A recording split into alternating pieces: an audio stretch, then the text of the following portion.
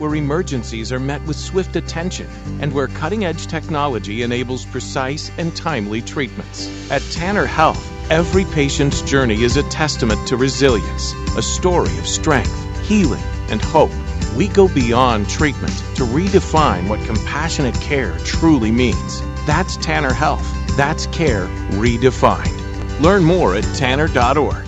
Do the math. At Oak Mountain Academy, our average graduating class has just 12 students. We celebrate a 100% graduation rate with more than $10.5 million in college scholarships offered. Plus, 96% of our students are accepted into their top choice college. Do the math. Can you see the value of an OMA education? I'm Patrick Uran, head of school at Oak Mountain Academy, and I'm here to help you do the math. For more information, visit us at oakmountain.us so that you can discover your journey on the mountain, where every path leads to purpose. National headlines and the local stories you care about. WLBB, Carrollton, News Talk 1330, FM 106.3.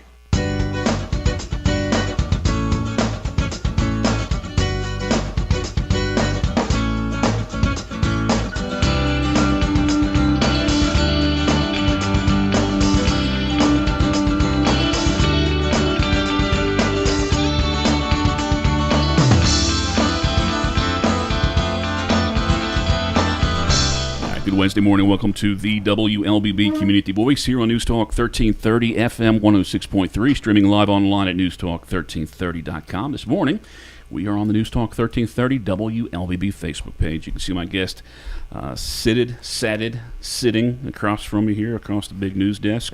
His name is Douglas Lang. He's one of three candidates for the soon-to-be vacant Ward 5 Villa Rica City Council seat. Replacing Danny Carter, who chose not to qualify for re-election this year. Again, Douglas Lang, our guest, and thank you for coming out this morning. It was my pleasure. Thank you for allowing me to join you this morning. And I encourage anybody watching or listening this morning to go to the Facebook page, News Talk 1330, post any questions or comments. And as usual, I'll try and take a look and see what you have to offer. Otherwise, you're stuck with my questions this morning. I guess first of all, what is the Doug Lang story? Give us the background. Talk about family. Talk about what brought you to Villa Rica. So I've been here for 30 years. Just actually celebrated 30th anniversary here. Originally from Long Island, and I was looking for to get away from the craziness, and I found this little what I call oasis, Villa Rica, and I've been very happy here, raised my family here. My wife and I, Melissa and I, have been together for 18 years and love the town. Don't love everything that's happening or the way that it's happening. And so at some point you've got to do something besides sit on the couch and be a Facebook warrior. Complain about things. You got to put your money where your mouth is, and if you care, you can either run or you can try and improve things. So. Now, it's Ward 5 that you're seeking. Yeah, what are the boundaries for Ward 5? Ward 5 is basically, as I just generally describe it, is downtown, a good portion of the historic downtown. And then you've got Liberty Road. I still call it Leather's Truck Stop, but I think it's Pilot. But it's Liberty Road, and then Pool Road. There's subdivisions down there, and then you've got Edge Road, which kind of connects those two from there to South Carroll Road back in there. Do you know how many residents, active voters you have in there? Not only do I not know, but the city of Villa Rica does not know. It's one of the first questions I asked, is like, how many people would whomever gets the seat would you be representing? And they said, in total. Well, I think each ward's kind of the same as far as who you're representing, but as far as active voters, people who are actually paying attention to what's going on and will go out and vote. All right, your motivation for seeking this office, the Ward 5 seat? My motivation is, I guess, fairly simple. I've always been wired, is the word I use, to help people, to defend people. So, schoolyard, 3 bullies trying to take somebody's lunch money. I'm going to jump in. Never met that kid, but I'm going to protect him. Josh is the bully in the studio, just for the record. Hopefully you'll protect us from him later. I've got my bottle hand. There you go. And so that's just the way I am. And so even now, Ward 5 is pretty much developed. So for the last couple of years, and you don't have to be in office to help people, obviously. Is that new trucking business? Is that in Ward 5? It is. Is it? Okay. It is. But for the most part, you don't see too much. Apartments aren't going up there. Data centers aren't, going up there. Ward 5's fairly developed. And the reason why I mention that is because for the last couple of years, I've been really helping people in other wards getting involved and being vocal and trying to support them, whether it's on Facebook or attending protests or at city council meetings or all those things. It's a small town, and while it is broken up by wards, clearly what happens in one ward affects another. So it's kind of hard just to say, here's my little piece, but I don't care what happens over there. You can't do that. You got to kind of watch out for the whole town. If Danny Carter did seek re-election, would you have challenged him at this time? After waiting 2 years to run, I would have run against Trump if I had to. Let me shut off my thing. Any votes by the current city councilman? I mean, by Danny Carter that you can think of in the last 2, 3, 4 years that you would have voted different? No, I see Danny Carter's role mainly over and I don't want to. But mostly what I've noticed from him is he's a motion maker. So he's the one who's quick to make a motion and go along. But not so much any particular vote. It's more the outcome, lack of communication that I hear all the time. People feel that they're not being listened to. And if somebody is listening to them, they kind of feel like they're just letting them talk. You can even see it at the meetings sometimes, during the 3-minute public comment, and occasionally you'll see people at the bench texting and things like that. And so, it's kind of hard to believe, like right now we're talking, making eye-to-eye contact, but if you were sitting there texting while I was answering the questions, I might feel like you weren't listening to me. And so that's what I hear an awful lot of. If you think about...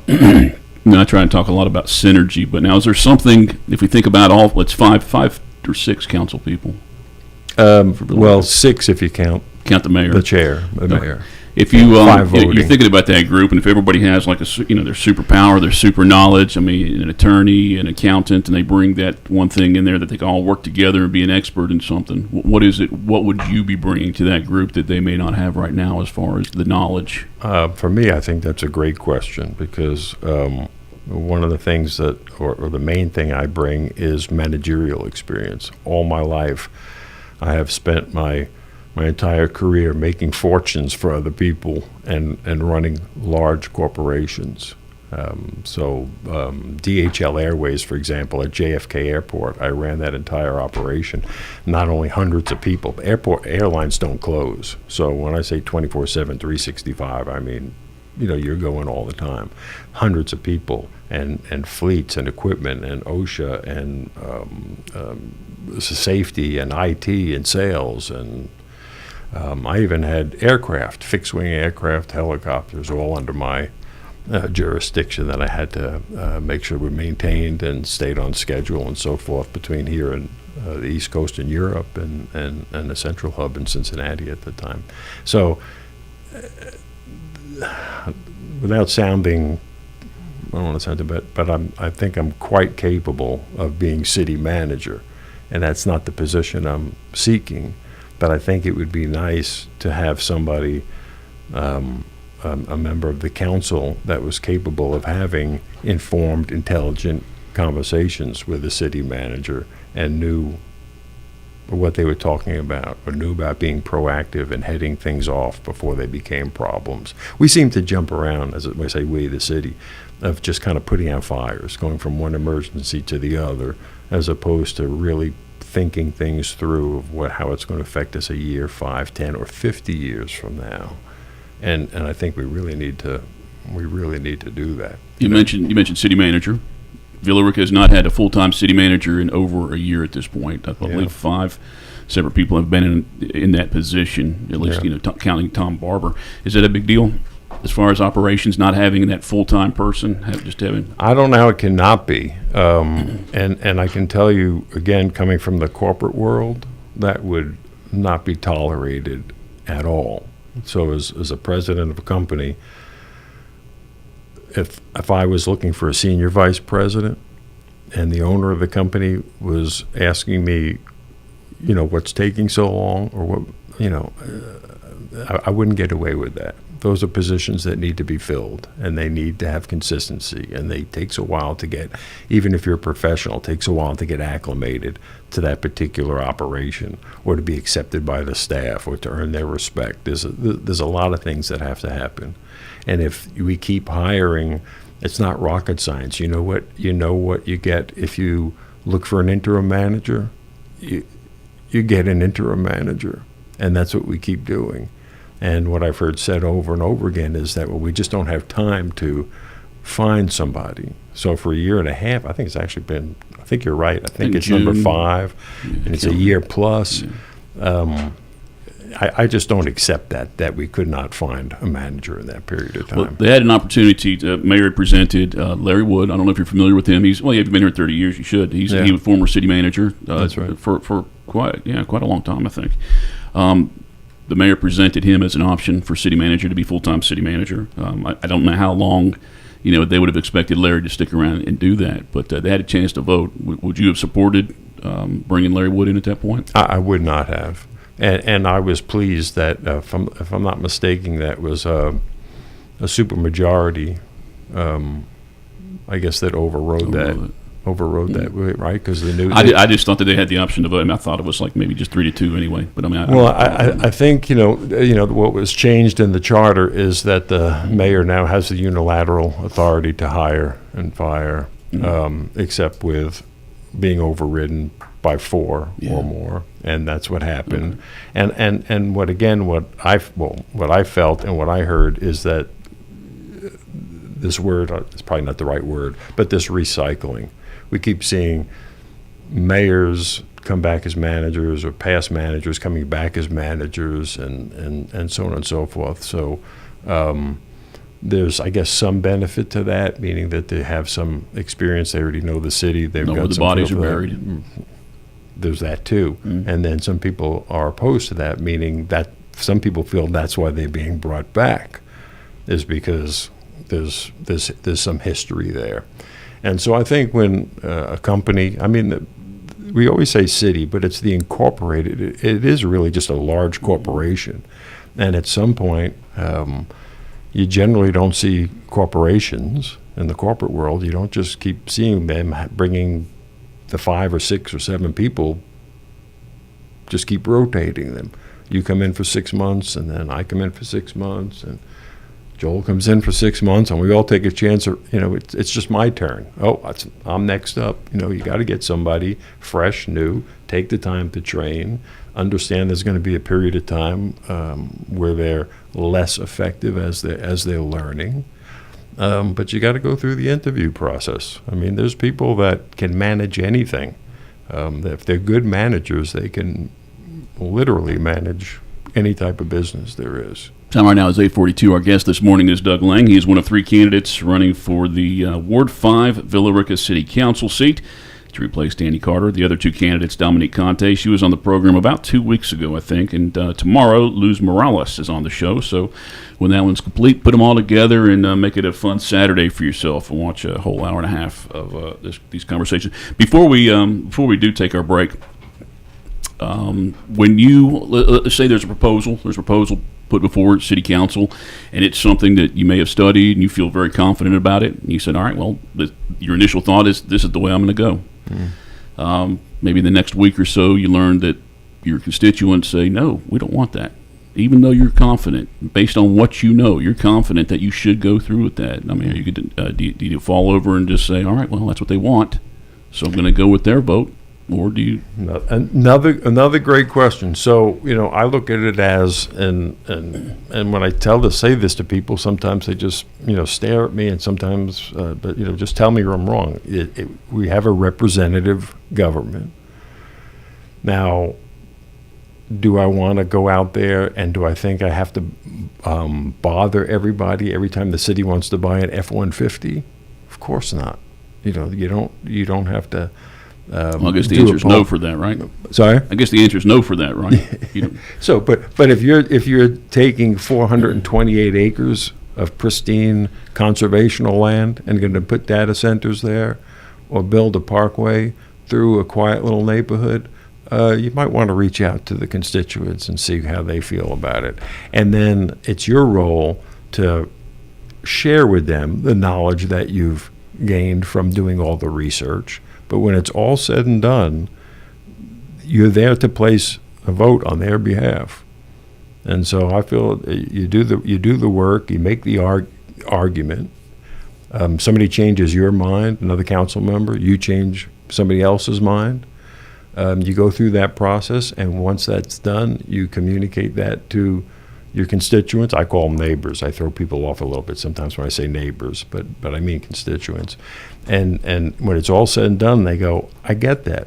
Thanks for explaining. I understand that. But I still don't want that data center in my backyard. So the answer is no. I vote no for them. I will talk more about the data center. We've got to take our first break here right now. It's 8:45, and I'll look at your questions and comments on the News Talk 1330 Facebook page as well during this break. We'll be back with about 14 minutes on this morning's Community Voice, brought to you by Tanner Health and Oak Mountain Academy. Imagine a place where every heartbeat is monitored with the utmost care, where emergencies are met with swift attention, and where cutting-edge technology enables precise and timely treatments. At Tanner Health, every patient's journey is a testament to resilience, a story of strength, healing, and hope. We go beyond treatment to redefine what compassionate care truly means. That's Tanner Health. That's care redefined. Learn more at tanner.org. Oak Mountain Academy specializes in a customized designed academic approach tailored to meet the needs of our families. Our lower division prepares students with the necessary foundation to build excellence. Our middle division provides students with over 15 course offerings, providing them with opportunities to explore their talents and gifts. Our upper division provides personalized academic journeys, allowing them to achieve their dreams. I'm Patrick Uran, head of school, inviting you to journey with us. For more information, visit us at oakmountain.us, where every path leads to purpose.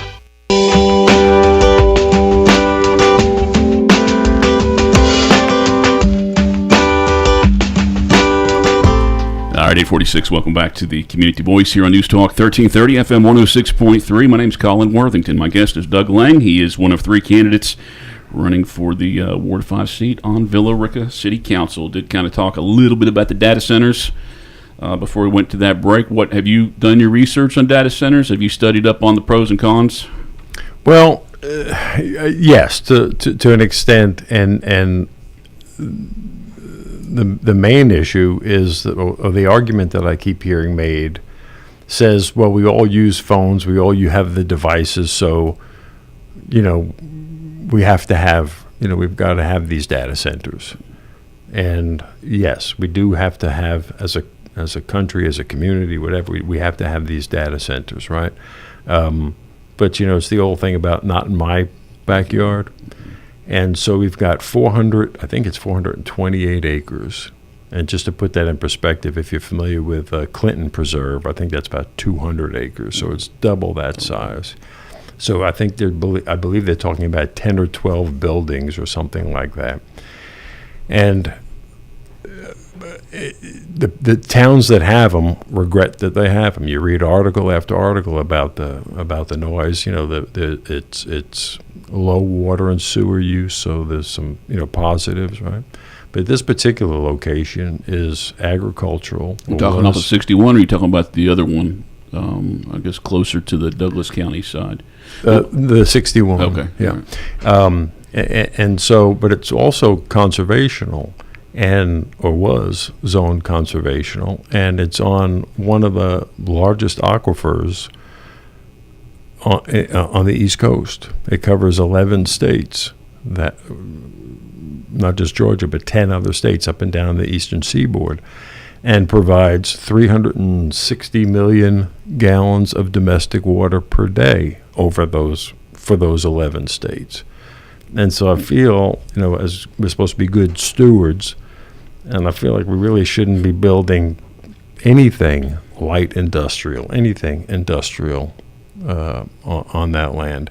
And I think there was a false choice that was kind of put out there, like, well, you don't want 800 homes and you don't want the data centers. But if I'm not mistaken, every year that land had to come up for a renewal. That was one of the conditions when they did the rezoning, is that they had to renew it every year.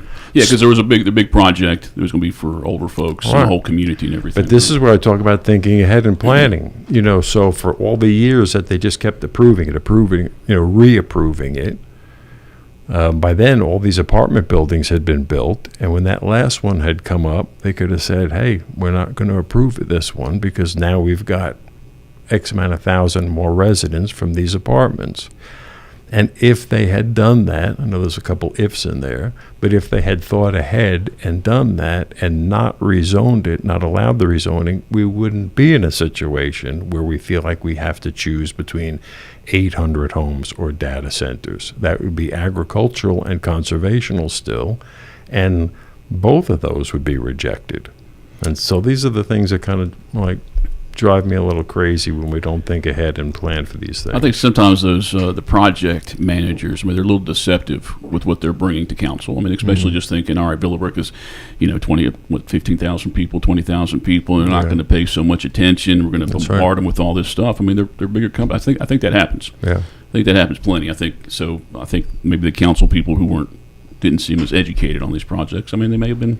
Well, one of the things when I was on planning and zoning, I always came up with this one question I always ask, because you got these multi-million-dollar companies with their million-dollar lawyers, representing them.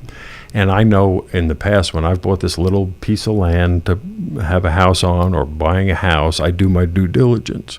And all of a sudden, they're buying land that they know does not suit their needs, but they also know that Villa Rica has a reputation of rezoning it for them and saying, hey, well, we didn't know there was rock there, and now we've got to bring explosives in, and we need better, less setbacks, and we need this, that, and the other thing. And I don't get that. To me, planning and zoning is 95% planning and 5% rezoning and plan ahead. So when I was on planning and zoning, one of the questions I always asked is, please tell me how you're building your project, whatever it is you're doing.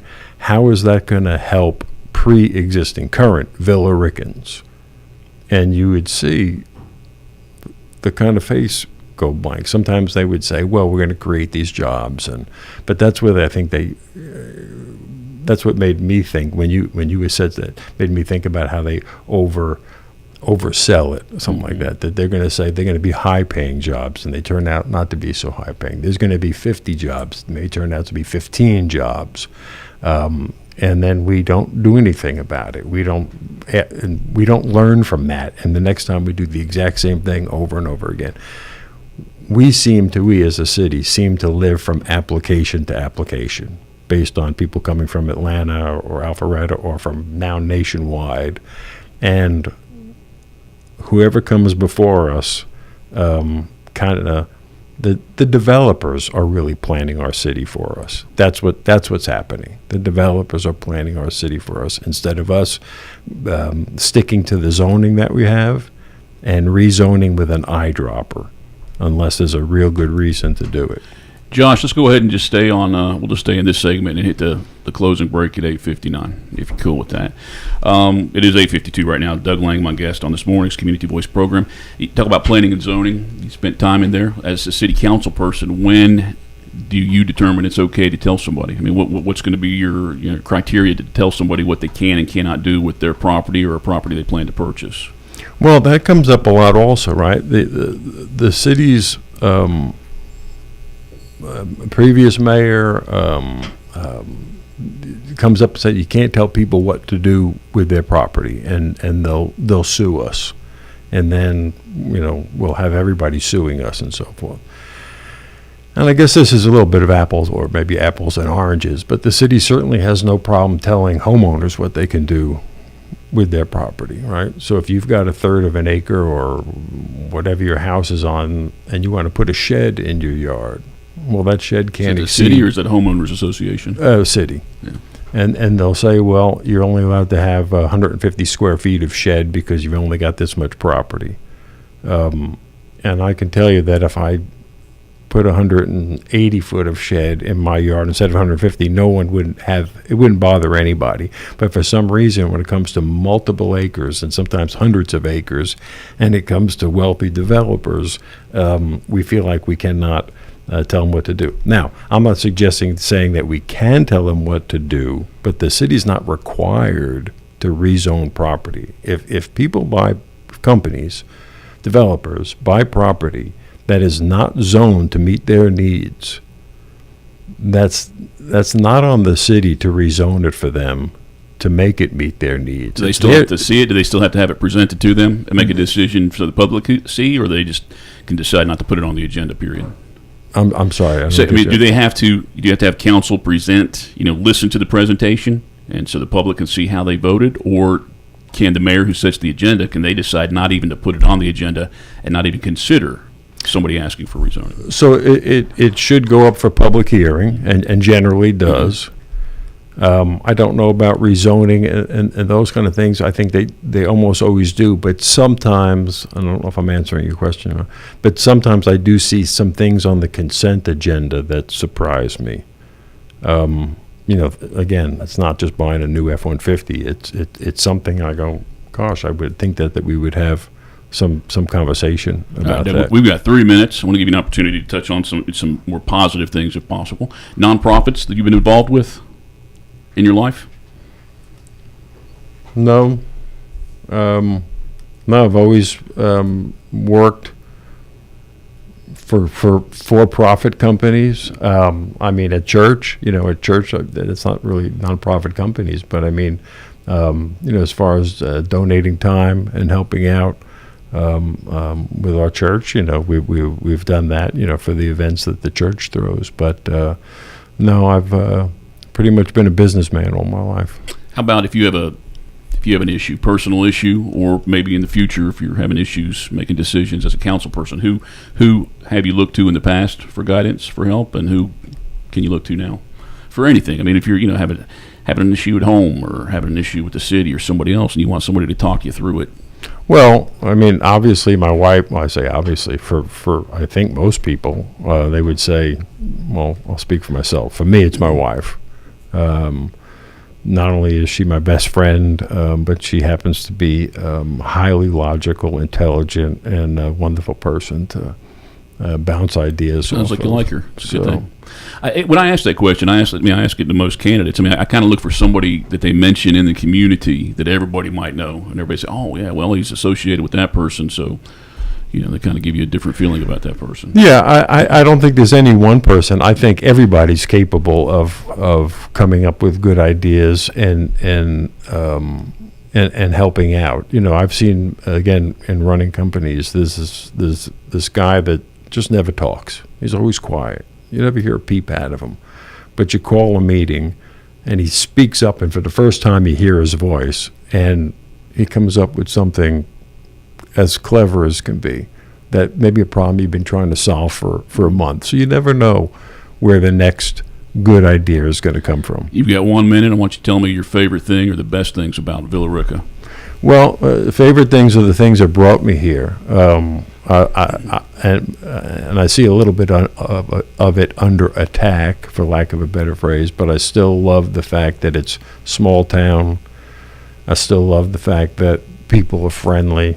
And it took me a while to get used to coming from New York. I was raised that if somebody's saying hello to you, to quick turn around, because that means their partner's going to hit you over the head to take your wallet. So it was nice to know that wasn't the case here.